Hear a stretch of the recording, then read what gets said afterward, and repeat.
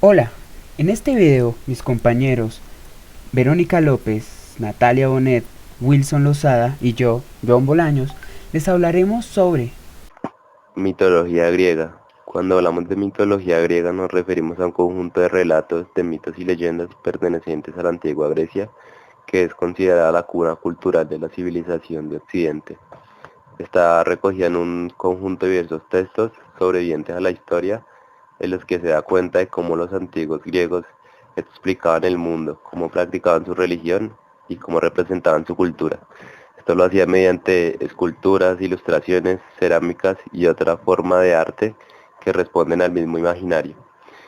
Los relatos que componen la mitología griega fueron inicialmente de naturaleza oral, ya que en muchos casos son previos a la intención de la escritura. Estos relatos eran recitados por bardos o aedas y posteriormente plasmados o versionados por escrito.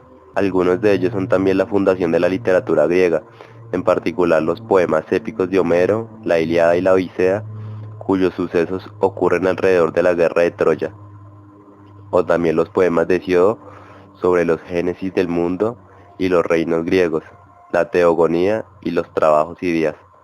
Contexto histórico de origen.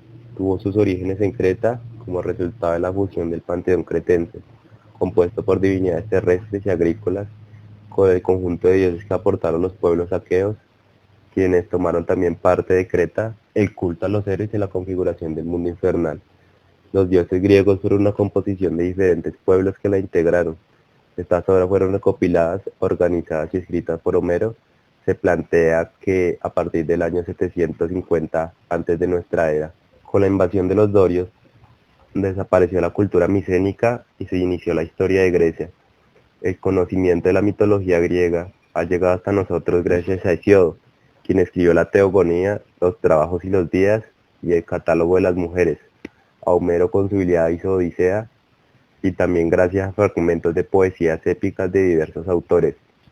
Los escritores posteriores no tuvieron más que acudir a estas fuentes para encontrar argumentos con lo que elaborar sus tragedias, como Esquilo, Sofocles y Eurípides, o relatos épicos como los de Apolonio, de Rodas y Virgilio. La mitología griega está formada por un conjunto de relatos cuyo origen se remonta a la etapa anterior a la ocupación de la península griega, lo que se demuestra por el paralelismo con otras mitologías de origen indoeuropeo. Este conjunto de relatos no constituye una religión en sí misma, pero sí constituyen un reflejo de ciertas creencias de los antiguos griegos respecto al universo y el hombre. Estos relatos de transmisión oral fueron, de alguna manera, fijados por escrito por poetas, dando lugar a veces a las distintas versiones que conservamos. La mitología griega consiste explícitamente en una extensa colección de relatos e implícitamente en artes figurativas como cerámica pintada y ofrendas votivas. Los mitos griegos explicaban los orígenes del mundo y detallaban las vidas y aventuras de una amplia variedad de dioses, héroes y otras criaturas mitológicas. Estos relatos fueron originalmente difundidos en una tradición poética oral. Actualmente los mitos se conocen principalmente gracias a la literatura griega. Tras varios siglos de ocupaciones de pueblos europeos, se generó una nueva reconfiguración de sus creencias, y de ese sincretismo surgieron los mitos que finalmente fueron recopilados en lo que hoy se conoce como la antigua Grecia. Estos relatos, que hacen parte de la mitología griega, se remontan hacia el siglo octavo antes de nuestra era. En aquel siglo se forma la cultura griega, pero también la civilización helénica coloniza el Mediterráneo y el Mar Negro. También se crea la constitución política de Esparta alrededor de los siglos octavo y séptimo, atribuida a Licurgo. En el 797, Tespios, rey de Atenas, muere tras reinar 27 años. Le sucede su hijo Agamestor. En el 778, Agamestor, rey de Atenas, muere después de un reinado de 17 años y es sucedido por su hijo Esquilo de Atenas. A partir de entonces, se conoce lo que sería la época arcaica de Grecia, que se remonta del 776 al 500. En el 776 se fijaron retrospectivamente los primeros Juegos Olímpicos. En el 755, Esquilo, rey de Atenas, muere tras reinar 23 años. Le sucede Almeón. En el 753, el rey de Atenas, Almeón, muere después de un reinado de 2 años y es reemplazado por Arops, que es elegido por un mandato de 10 años. Hacia mediados del siglo, los griegos habían adaptado el alfabeto fenicio a su propio idioma, y posiblemente no mucho después, la Ilíada y la Odisea, que hasta ahora se habían transmitido oralmente, probablemente pasaron a ser escritos. En el 736 Grecia conquista la isla de Malta, convirtiéndola en colonia. En el 724 las Olimpiadas inaugura la carrera del diablo. A finales del siglo se produce la primera guerra mesenia en Esparta, en el 724 antes de nuestra era. Grecia coloniza otras regiones del mar Mediterráneo y el mar Negro. La civilización etrusca se expande por Italia. Convencionalmente se toma este siglo VIII como el principio de la antigüedad clásica, con la primera Olimpiada festejada en el 776 antes de nuestra era. En China se registra un eclipse solar histórico en el año 780 antes de nuestra era. En India, en plena edad de hierro, comienza la cultura de la cerámica negra pulida norteña, de baja tecnología y producción de armas de hierro. Esta cultura es una de las candidatas de haber sido la cultura védica. La organización social de la sociedad griega antigua se dividía entre personas libres y personas no libres. Eran personas libres los ciudadanos y los no ciudadanos. Ciudadano recibía el reconocimiento como ciudadano aquel que naciera en la polis. Los ciudadanos tenían responsabilidades militares, políticas, judiciales y sociales, como el pago de impuestos. No ciudadano se le daba ese nombre a los extranjeros. Si bien eran libres, no tenían los mismos derechos que los ciudadanos. Los no ciudadanos hacían pago de impuestos especiales. Personas no libres. Esclavos. Eran prisioneros de guerra, sus descendientes o personas libres que pagaban las deudas. Trabajaban en las minas, en las casas, en el campo, en obras públicas y eran enlistados en el ejército para las guerras. No podían pagar por su libertad ni obtenerla por sus amos. Estaban excluidos de la participación política de las polis, pero asistían a rituales públicos. Moneda. Hasta el siglo VII antes de nuestra era, los intercambios comerciales se hacían mediante el trueque. Las primeras monedas aparecen hacia finales del siglo VII. Características de la sociedad griega antigua. Constituyeron polis como un espacio político y cultural particular e independiente. Las formas de gobierno le dan entre la tiranía, la oligarquía y la democracia. Entre las artes, se destaca el teatro como actividad política, religiosa y dramatúrgica. Hay varias teorías sobre los orígenes de la mitología griega. Entre las teorías modernas se destacan las siguientes.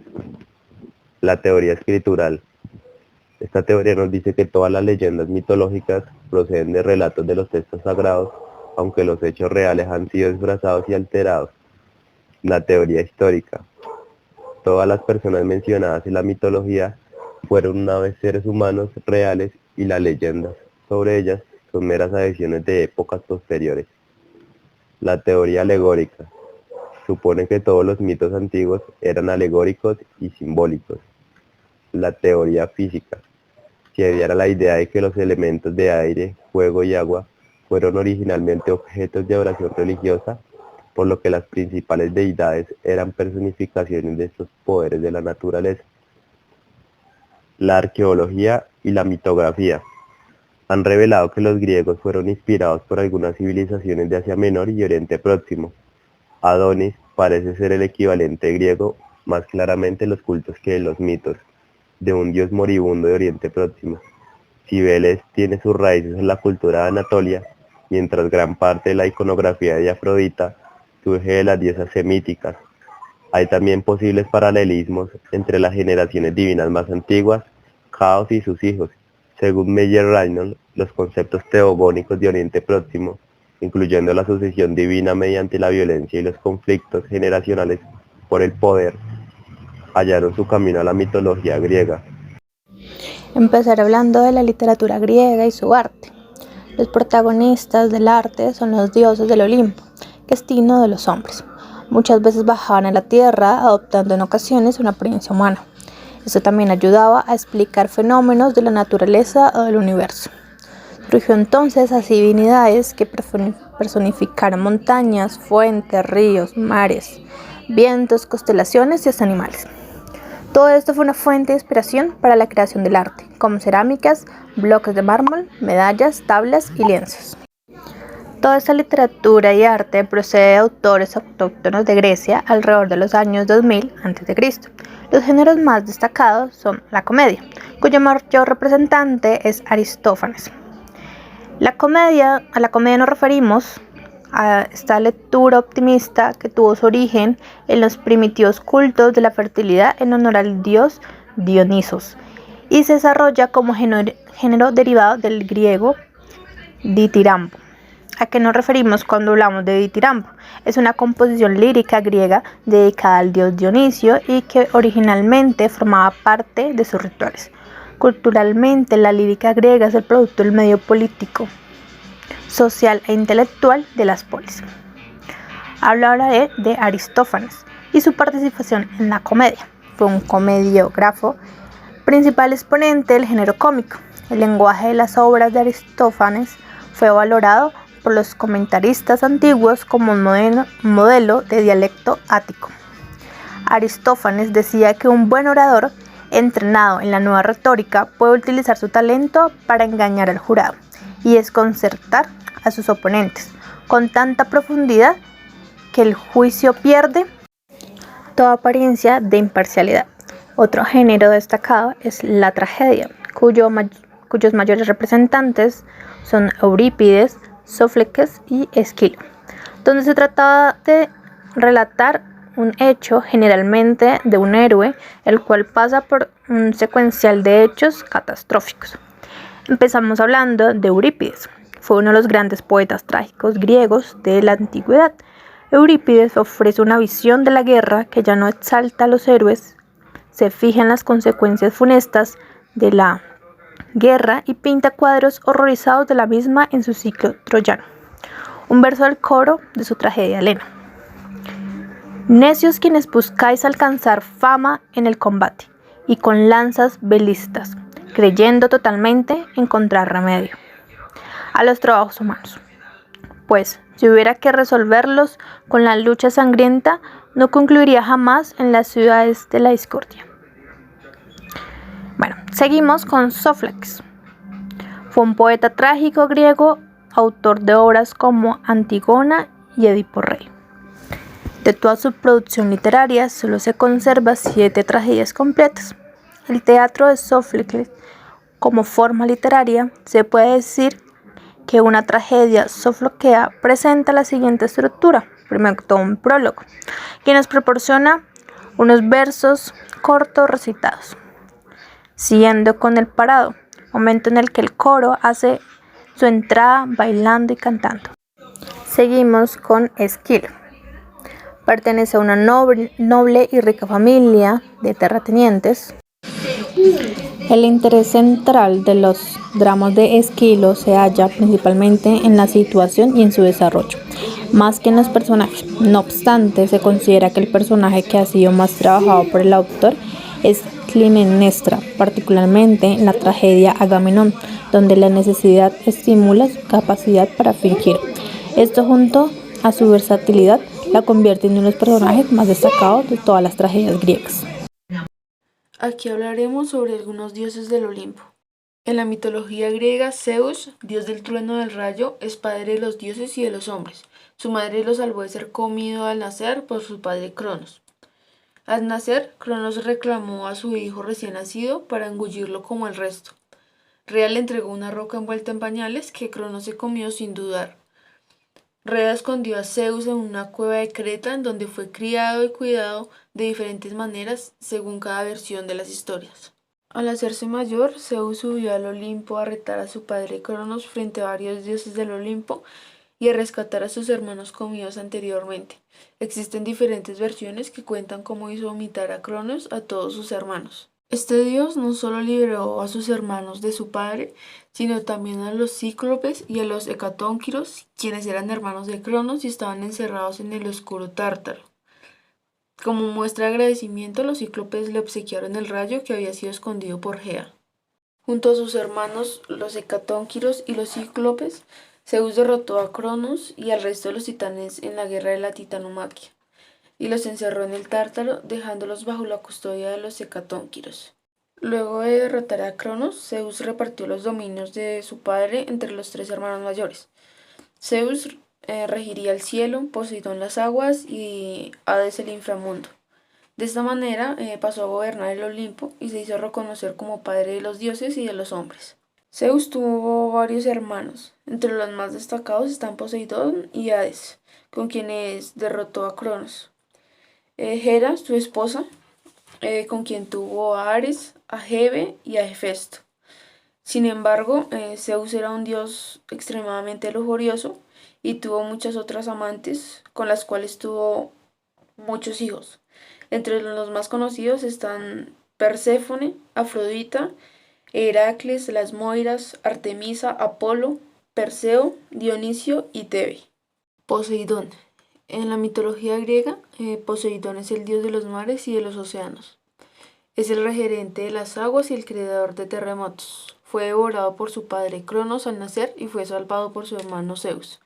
Luego de ayudar a derrotar a su padre Cronos, Poseidón recibió el don de gobernar sobre los mares y los océanos. Al igual que su hermano Zeus, recibió su arma que fue el tridente de mano de los cíclopes, quienes lo forjaron con el fuego del Tártaro. Poseidón tuvo parte en una disputa con Atenea por ser el protector de la ciudad de Atenas, que en ese entonces aún no tenía nombre. En la contienda cada uno ofreció un don a la ciudad como regalo a los ciudadanos. El regalo de Atenea fue un olivo, mientras que Poseidón obsequió una fuente de agua salada al golpear el suelo con su tridente. El don entregado por Atenea fue visto con mejores ojos y así se convirtió en la patrona de la ciudad. Este dios también influyó en la historia de la ciudad de Troya. Luego de ser obligado por Zeus a ayudar al rey de Troya, Poseidón creó una muralla alrededor de la ciudad para protegerla, pero al notar el desagradecimiento del rey, Poseidón envió un monstruo marino a destruir la ciudad, pero este fue derrotado por Heracles. Poseidón también tuvo muchos hermanos. Su esposa fue Anfitrite, cuyos hijos fueron Rodos y Tritón. Al igual que muchos de los dioses del Olimpo, este dios también tuvo muchísimos otros descendientes con diferentes mujeres. Los más conocidos son Rodo, Anteos, Caribis, Atlas, Arión y Polifemo. Hades. En la mitología griega, Hades es descrito como el dios del inframundo y de los muertos.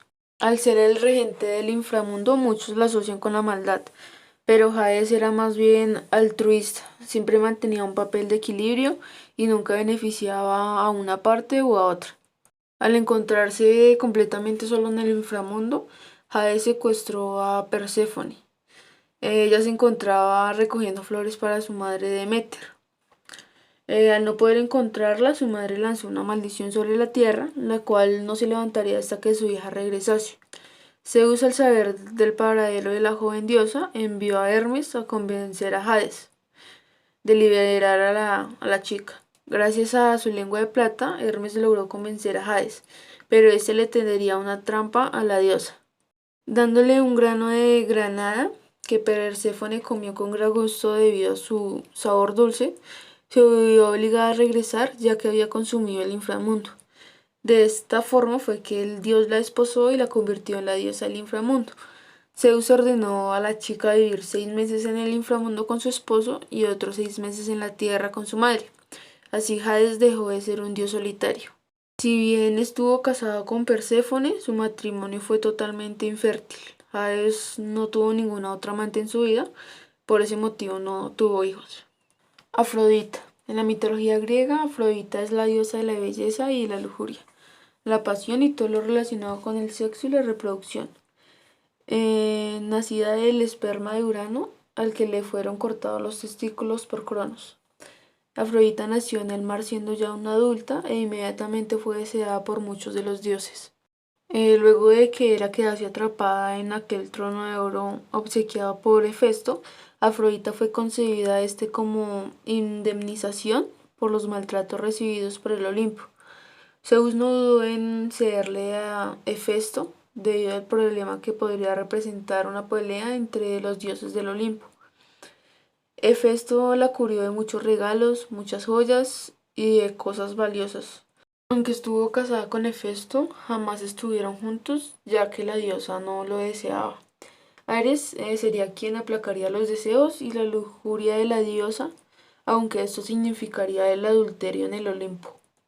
La diosa jamás tuvo descendencia con su esposo Hefesto, pero sí la tuvo con Ares, con quien tuvo 6 hijos, con Dionisio, con quien tuvo 2, con Hermes, con quien tuvo 3 hijos, con Poseidón, con quien tuvo 1, y tuvo también 4 hijos mortales. Atenea. En la mitología griega, Atenea era una diosa guerrera. Se le conferían los dones de la estrategia, la ciencia y la habilidad. Es nacida de Zeus. Las historias sobre su nacimiento señalan que surgió de la cabeza de este, ya adulta y completamente armada. La historia principal cuenta que Zeus se tragó a su madre y luego Hefesto abriría su cabeza, de la cual brotó Atenea.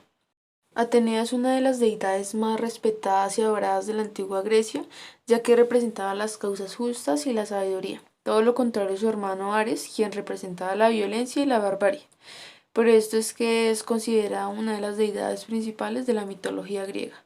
Esta diosa sintió admiración por los mortales que mostraban dotes de dioses, como Perseo, Heracles y Odiseo. Atenea jamás se casó y tampoco tuvo amoríos de ninguna ocasión, manteniendo así su virginidad perpetua. Esta condición le confirió un papel importante al ser la encargada de hacer cumplir la modestia sexual. Hefesto intentó violarla, pero este no pudo con la diosa guerrera y su cimiento terminó en la tierra. Así nació Erictonio, del cual Atenea cumpliría el papel de madre adoptiva. Hefesto. En la mitología griega, Hefesto es considerado el dios del fuego y de la forja. También es considerado el protector de todo aquel que realizaba trabajos de metalurgia o artesanías. Era hijo de Hera y de Zeus, aunque algunas historias indican que nació sola de Hera. A diferencia de otros dioses del Olimpo, Hefesto nació físicamente feo, tanto que su madre lo lanzó del Olimpo y la caída le ocasionó cojera. Para ganar la gratitud del Olimpo, hizo una gran cantidad de regalos a los otros dioses griegos, pero no obtuvo ningún resultado.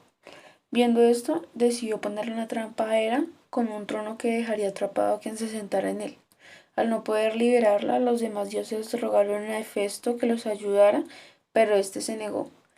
Gracias a Dionisio, Hefesto regresó al Olimpo, pero impuso muchas condiciones para liberar a su madre. La más grande de esas condiciones fue casarse con Afrodita. Si bien es cierto que estuvo casado con Afrodita, estos jamás tuvieron una descendencia, ya que la diosa lo engañaba con el dios de la guerra Ares, a quienes luego atrapó en medio de la infidelidad. Otras historias cuentan que tuvo un hijo con Atenea, quien intentó violar pero no pudo. Su simiente cayó en el suelo, Atenea lo limpió con un pañuelo y así nació Erictonio. Aunque como muchos otros dioses griegos, tuvo muchas amantes y con ellas muchos hijos. Su esposa fue Caris, una de las 3 y la más joven de las Carites. Sus hijos fueron Euqueia, Eupeme y Eutenia. En la mitología griega hubo una gran cantidad de semidioses, cada uno con habilidades o características diferentes, pero todos tenían algo en común, que uno de sus padres era un dios. De cualquiera de las generaciones de dioses, normalmente la segunda y tercera generación. Entre ellos hablaré de 2 muy importantes, ambos hijos de Zeus, Perseo y Heracles. Acrisio, el rey de la poderosa ciudad de Argos, enojado por no tener un heredero varón, para poner fin a su angustia decide visitar el oráculo de Delfos, pero la profecía que le fue revelada hizo aumentar aún más su desesperación. Jamás tendrá un hijo hombre, y no importa dónde se esconda, su destino es ser muerto por su propio nieto. El rey tenía solo una hija llamada Danae. Así, para protegerse de la profecía, hizo que la princesa tuviese que pasar el resto de su vida encerrada en un palacio. Zeus, el señor del Olimpo, al oír las oraciones de la joven princesa, se enamora de ella y decide visitarla. El dios se transforma en una lluvia de oro y así consigue adentrarse por las grietas de la torre donde estaba presa la princesa. La lluvia de oro cae sobre el cuello de Danae y así se queda embarazada. El tiempo pasa y nace el niño. Su nombre era Perseo. Al saber del nacimiento de su nieto, el rey toma una actitud drástica. Para castigar la traición de su hija, él decide encerrar a la princesa y a su bebé en una urna y tirarlos al mar. Sin embargo, este no era el destino trazado por los dioses. A petición de Zeus, Poseidón conduce la urna con calma hasta donde Perseo y su madre son rescatados por Dictys, un pescador hermano del rey Polirrecto. El humilde pescador acogió a la madre y crió a Perseo como si fuese su propio hijo. Este creció y se convirtió en un hombre bello, fuerte y valiente. Un día hubo una fiesta en el palacio. Dictys y sus protegidos fueron invitados a los festejos. El rey estaba encantado con Danae, pero percibía que ella siempre estaba protegida por los celos de su hijo. Llegó el momento en el que se ofrecerían los regalos, y los invitados, que le traían caballos de raza y joyas como regalos. Entonces llegó el turno de Perseo, que para ese entonces era un simple pescador como su padre de crianza, y no tenía nada mucho valor que pudiese ofrecerle.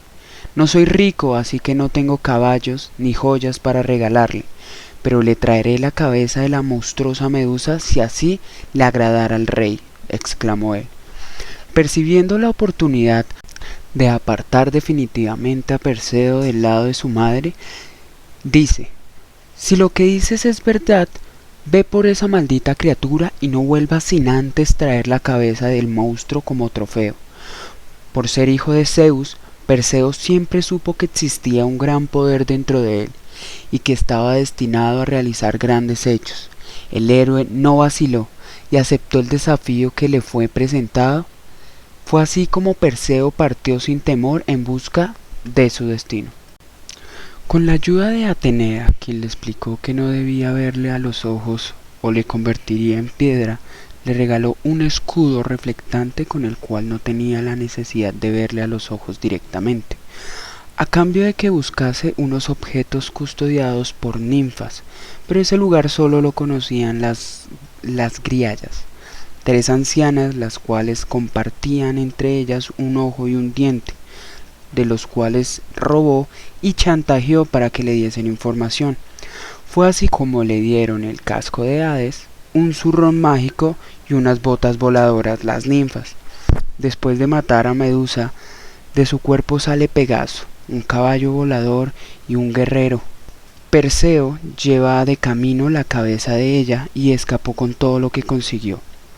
Se dice que fue él quien, en busca de refugio, convirtió a Atlas en la cordillera de Atlas, al convertirle en piedra con la cabeza de Medusa. Sobrevolando Etiopía, vio a una chica encadenada en un barranco, a punto de ser devorada, pero a cambio de su mano la salvó. Resulta que salvó a Andrómeda, la princesa Andrómeda, del monstruo marino Ceto. Heracles o Hércules para los romanos fue un héroe, hijo de Zeus y Almena. Zeus quería que fuese inmortal, así que lo puso a mamar del seno mágico de Hera. Entonces Heracles le muerde, ella se despierta y termina saliendo de su seno leche escapada. Así es como se forma la Vía Láctea, presuntamente. Una noche Hera metió serpientes en la cola del niño, el cual no le caía muy bien, pero él las mató de manera muy sencilla. Ya grande se peleó con un león y el rey, que estaba cerca, lo vio e hizo que el héroe se acostase con cada una de sus hijas, que eran 50. Heracles se casó con Magera. Tuvieron 3 hijos, pero Hera le hizo pasar locura transitoria y los mató a todos junto con los hijos de su hermanastro. Para redimirse se puso al servicio de Euristeo, rey de Argólida, para así conseguir el perdón y la inmortalidad. Para esto tuvo que realizar varias hazañas, 12 en realidad. La primera fue cazar al león de Nemea. La segunda fue matar a la hidra de Lerma. Luego tuvo que capturar a la cierva de Cerinea en el país de los hiperbóreos.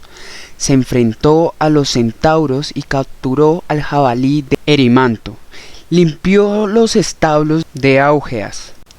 Estos estaban tan increíblemente sucios que lo que hizo fue desviar 2 ríos al curso del establo para poder limpiarlos.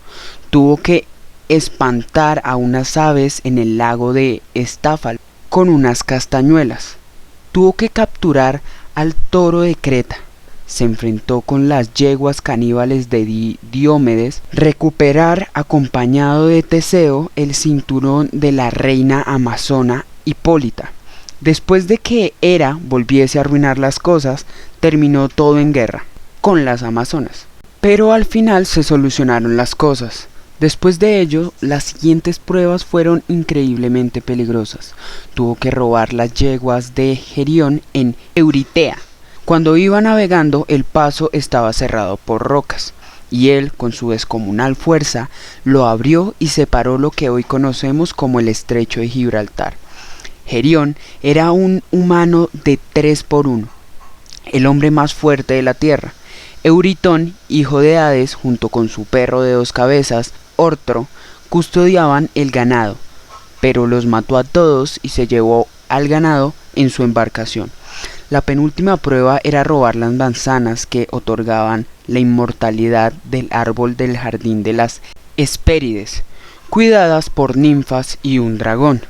De camino liberó a Prometeo, quien le advirtió que no arrancase con sus manos las manzanas, que dejase que lo hiciese Atlas, y así lo hizo, reemplazando momentáneamente para sostener la bóveda celeste. Y en un momento de inteligencia, Heracles convence a Atlas que tome de nuevo el cielo, para poder acomodarse él.